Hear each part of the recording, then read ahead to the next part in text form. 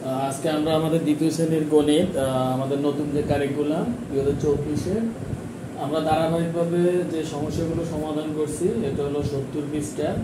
তো আমরা গত ক্লাসে আমরা 1, 2, 3 নাম্বার করেছি। আজকে আমরা 4 থেকে 7 এই পৃষ্ঠা এগুলো করবো ইনশাআল্লাহ। তো 4 নাম্বার হচ্ছে একজন দোকানদার এক সপ্তাহে আয় করেন 920 টাকা এবং সপ্তাহে ব্যয় করেন 675 টাকা। সপ্তাহ শেষে তার নিকট কত টাকা জমা থাকে? আমরা এটা সহজে করতে পারি। আমরা লিখলাম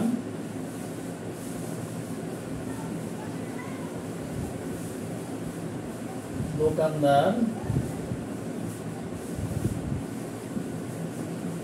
এক সপ্তাহে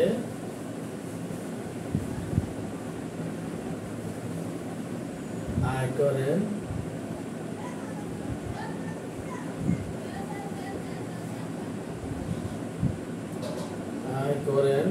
920 টাকা, 920 টাকা। আর দোকানদার আমাদের বলছে যে এক সপ্তাহে তিনি ব্যয় করেন, দোকানদার এক সপ্তাহে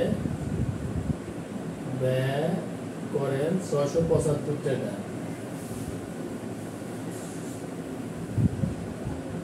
সুতরাং আমি লিখতে পারি যে দোকানদার প্রশ্নের শেষে লেখা আছে যে সপ্তাহ শেষে তার নিকট কত টাকা জমা থাকে। তাহলে আমরা লিখলাম যে দোকানদারের নিকট জমা থাকে বের করতে হলে আমরা এখানে বিয়োগ করবো, যেহেতু তার আয় হচ্ছে 920 টাকা আর সে ব্যয় করে 675 টাকা, তার মানে এটা তার কমে যায়। তাহলে আর কত টাকা থাকে? আমরা যদি বিয়োগ করি 10 থেকে 5 গেলে আমাদের থাকে 5, আর থাকে 1, 7 আর 1 8, 12 থেকে 8 গেলে আমরা পাই কত 4, হাতে থেকে 1 আর 1 7, 9 থেকে 7 গেলে থাকে 2, অর্থাৎ 245 টাকা। তাহলে আমরা কি লিখবো যে দোকানদারের নিকট জমা থাকে 245 টাকা। তো এটা একেবারে সহজ। বলতে দোকানদার এক সপ্তাহে আয় করেন 920 টাকা আর তিনি এক সপ্তাহে ব্যয় করেন 675 টাকা। সপ্তাহ শেষে তার নিকট কত টাকা জমা থাকে? তো তিনি আয় করেন 920 টাকা, ব্যয় করেন 675 টাকা। আমরা বিয়োগ করার পর পেলাম 245 টাকা। তাহলে তার নিকট জমা থাকে 245 টাকা। এরপর আমরা 5 নাম্বারটি দেখি যে একটি বিদ্যালয়ে ছাত্র সংখ্যা ছিল 327 জন। নিচে ওই বিদ্যালয়ে বিগত 3 বছরের ভর্তির চিত্র দেওয়া হলো। এখানে আমরা 3টা স্তম্ভ দেখতে পাচ্ছি। তো এখানে প্রথমটা দেওয়া আছে উপর 123, দ্বিতীয়টা আছে 155, তৃতীয়টা আছে 209। এখন ক নাম্বার সবচেয়ে বেশি ভর্তি হয়েছে কোন বছর? অর্থাৎ প্রথম বছর হলো 123 জন, দ্বিতীয় বছরে 155 জন, তৃতীয় বছরে 209 জন। সবচেয়ে বেশি ভর্তি হয়েছে কোন বছর? আমরা এখান থেকে দেখে বলতে পারবো যে এগুলো তৃতীয় বছরে, যেখানে যে বছর সে 209 জন ছাত্র ভর্তি হয়েছে ওই বছরটা সবচেয়ে ছাত্র ভর্তি হয়েছে। খ নাম্বার বলছে প্রথম বছরের তুলনায় তৃতীয় বছর কতজন বেশি ভর্তি হয়েছে, তাহলে এটা আমাদের বিয়োগ করে বের করতে হবে। আমরা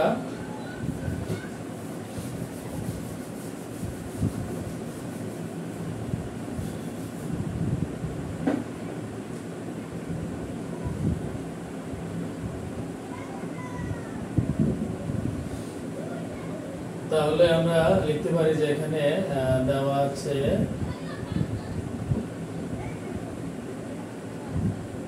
তৃতীয় বছরে ছাত্র ভর্তি হয়েছে 209 জন। তো আমাদের কলম সবচেয়ে বেশি ভর্তি হয়েছে কোন বছর? আমরা সুতরাং সবচেয়ে বেশি ভর্তি হয়েছে তৃতীয় বছর। এটা হলো আমাদের মূলত মূল উত্তর, যে সবচেয়ে বেশি ভর্তি হয়েছে তৃতীয় বছর। এটা হচ্ছে মূল উত্তর আমাদের। এখন বলছে প্রথম বছরের তুলনায় তৃতীয় বছরে কতজন বেশি ভর্তি হয়েছে। এটা আমাদের যেটা 1 নাম্বার। আমরা তাহলে 2 নাম্বার কি লিখতে পারি যে তৃতীয় বছরে ভর্তি হয়েছে 209 জন। প্রথম বছরে ভর্তি হয়েছে 123 জন।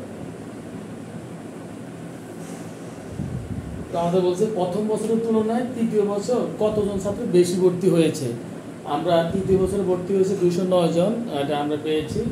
আর আমাদের প্রথম বছরে ভর্তি হয়েছে 123 জন, আমরা এটা পেয়েছি। এখন আমরা বিয়োগ করি, এখানে লিখতে পারি যে তৃতীয় বছরে বেশি ভর্তি হয়েছে, এটা আমরা বিয়োগ করে কি পাই? 9 থেকে 3 গেলে আমরা পাই 6, 10 থেকে 2 গেলে আমরা পাই 8, হাত থেকে 1, 1 থেকে 2, 2 থেকে 2 শূন্য, অর্থাৎ 86 জন। তাহলে আমাদের প্রথম বছরের তুলনায় তৃতীয় বছরে 86 জন বেশি ছাত্র ভর্তি হয়েছে। গ নাম্বার হলো বর্তমানে বিদ্যালয়ে শিক্ষার্থী সংখ্যা কতজন। এটা হচ্ছে এগুলো ক খ দিছে, 1 2 না, এটা ক, এটা হচ্ছে খ। এখন আমরা গ নাম্বার লিখব।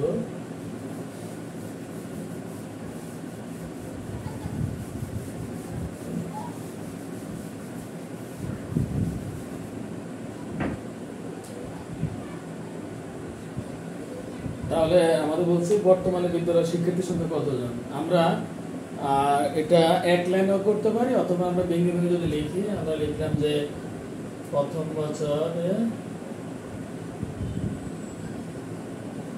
ভর্তি হয়েছে 123 জন, দ্বিতীয় বছরে ভর্তি হয়েছে 155 জন, তৃতীয় বছরে ভর্তি হয়েছে 209 জন। তার মানে মোট বের করতে হলে আমরা সব যোগ করে দিব এখানে। তাহলে বর্তমানে বিদ্যালয়ের শিক্ষার্থীর সংখ্যা আমরা লিখতে পারি যে সুতরাং বর্তমানে শিক্ষার্থীর সংখ্যা কত, আমরা সব যোগ করবো এখন। তাহলে আমাদের 3 5 আর 3 কত 8, 9 আর 8 9, 10 11 12 13 14 15 16 17 17, আমরা 7 থেকে ভাগ থেকে 1, 2 আর 1 3, 5 আর 3 5 6 7 8, হাতে কিছু নেই, 1 1 2 2 2 4, অর্থাৎ আমরা পেলাম 487 জন। বর্তমানে শিক্ষার্থী সংখ্যা আছে 487 জন। কারণ আমাদের বলছে এখানে আমাদের যেহেতু একটা স্তম্ভ লেখ দেওয়া আছে, আর এখানে উপরে ছাত্র সংখ্যা দেওয়া হয়েছে প্রথম বছর, দ্বিতীয় বছর, তৃতীয় বছর, আর এখান থেকে আমাদের ক খ গ বের করতে বলছে। গ নাম্বার ছিল বর্তমানে বিদ্যালয়ের শিক্ষার্থীর সংখ্যা কতজন। তাহলে আমরা প্রথম বছরে ভর্তি হয়েছে 123 জন, দ্বিতীয় বছর হলো 155 জন, তৃতীয় বছর হলো 209 জন। আমরা সব যোগ করে পেলাম বর্তমানে শিক্ষার্থীর সংখ্যা হচ্ছে 427 জন। তো এখন আমরা দেখব 6 নাম্বারটি।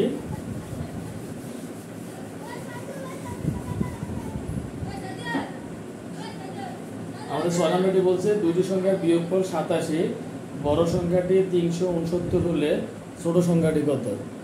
এখানে মজার বিষয় হচ্ছে যে দুটো সংখ্যার বিয়োগফল হচ্ছে 87, মানে দুটো সংখ্যা বিয়োগ করলে বিয়োগফলটা 87 হয়। তো আবার বলছে বড় সংখ্যাটি হলো 369, তাহলে ছোট সংখ্যাটি কত। আমরা এটা কি লিখব, এটা আমরা দুইভাবে লিখতে পারি।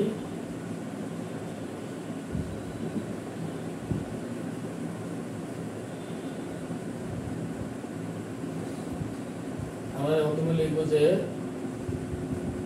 বড় সংখ্যাটি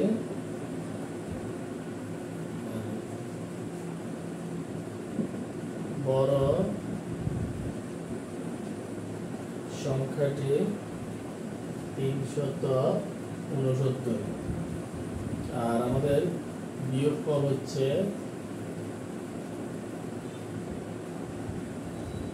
87। এখন এখানে মজার বিষয় হচ্ছে এটা আগে আমরা করে বিয়োগ করে আমি এখান থেকে আমি একটা টেকনিক বলে দিব, সবাই ম্যাজিক। সুতরাং ছোট সংখ্যাটি হবে 9 থেকে 7 গেলে থাকে 2, 16 থেকে 8 গেলে আমরা জানি 8 8 16, তাহলে এখানে থাকবে 8, আর থেকে 1, 3 থেকে 1 গেলে থাকবে 2, 282। এখন এই অঙ্কটা আমি আপনাদেরকে বলবো যে এই অঙ্কটার একটা ম্যাজিক হচ্ছে কি, যেহেতু এখানে বড় সংখ্যাটি দেওয়া আছে আর দুইটা সংখ্যার বিয়োগফল বা পার্থক্য দেওয়া আছে, তো ছোট সংখ্যাটি থেকে বড় সংখ্যাটি থেকে ছোট সংখ্যাটি স্বাভাবিকভাবে এই বিয়োগফল যত এতই কম হবে। কেন? কারণ আমরা বড় সংখ্যাটি থেকে ছোট সংখ্যাটি বিয়োগ করলে 87 হতে হবে। কিন্তু যদি এখানে এমন লেখা থাকতো যে ছোট সংখ্যাটি 282 এবং দুইটা সংখ্যার বিয়োগফল হলো 87, তাহলে বড় সংখ্যাটি কত, ওই ক্ষেত্রে আমাদের কিন্তু এটা বিয়োগ করতে হতো, বড় সংখ্যা যোগ করতে হতো।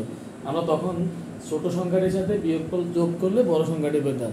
তো এখানে আমরা দুইটা বিষয় মনে রাখবো, যে যখন আমাদের বড় সংখ্যা দেওয়া থাকবে তখন আমরা বিয়োগফলটা বিয়োগ করলেই ছোট সংখ্যাটি পাবো। কিন্তু যদি আমাদেরকে বড় সংখ্যাটি বের করতে বলে আর ছোট সংখ্যাটি দেওয়া থাকে, তাহলে আমরা ছোট সংখ্যাটির সাথে বিয়োগফল যোগ করে বড় সংখ্যাটি বের করব। এটা আমরা অবশ্যই মনে রাখবো। তারপর হলো আমাদের 7 নাম্বার। এখানে আমরা দেখতে পাচ্ছি এখানে দুইটা চিত্র দেওয়া আছে বা পাত্র দেওয়া আছে। প্রথম পাত্রে আমাদের দেওয়া আছে যে 235 গ্লাস পানি আছে এখানে, আর দ্বিতীয় পাত্রে 365 গ্লাস পানি আছে।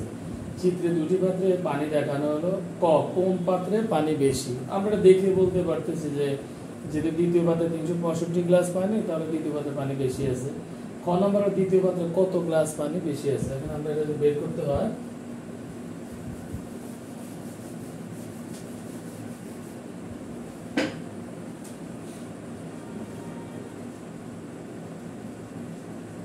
সাথে সমাধান, সাথে এটা ক নম্বরে দেওয়া ক। তাহলে কোন পাত্রে পানি বেশি, আমরা দেখতে পাচ্ছি যে দেওয়া আছে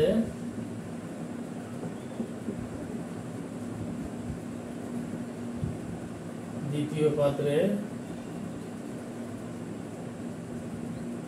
365 গ্লাস পানি আছে। তাহলে সুতরাং দ্বিতীয় পাত্রে পানি বেশি আছে। এটা আসলে আমরা এখানে আমাদের মূল উত্তর হলো, আমরা যদি এটা লিখে দিই যে দ্বিতীয় পাত্রে পানি বেশি আছে, এটা যদি বলছে কোন পাত্রে পানি বেশি, কারণ তো আমরা দ্বিতীয় পাত্রে কত গ্লাস পানি এটা লিখে পরে লিখবো যে দ্বিতীয় পাত্রে পানি বেশি আছে। খ নাম্বার হলো দ্বিতীয় পাত্রে কত গ্লাস পানি বেশি আছে। খ নাম্বার এটার ক্ষেত্রে আমরা লিখবো যে দ্বিতীয় পাত্রে পানি আছে 365 গ্লাস, আর প্রথম পাত্রে পানি আছে 235 গ্লাস।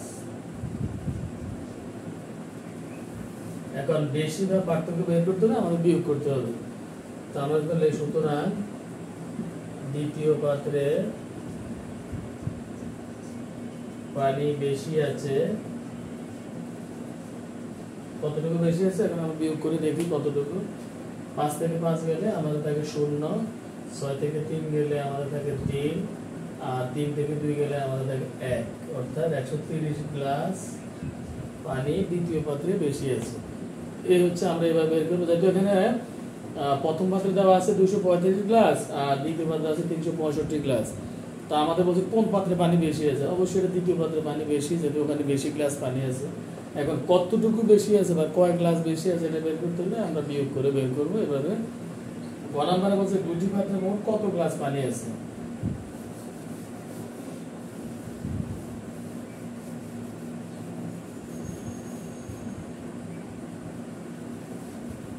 আমাদের গ নাম্বারে বলছে, আমরা গ নাম্বারে এখান থেকে লিখি, আমাদের গ নাম্বারে বলছে যে দুটি পাত্রে মোট কত গ্লাস পানি আছে। তো আমরা যেহেতু আগে এটা আমরা লিখবো যে দ্বিতীয় পাত্রে পানি আছে 365 গ্লাস, প্রথম পাত্রে আছে 235 গ্লাস। এখানে এটা আমরা মুছেই লিখি,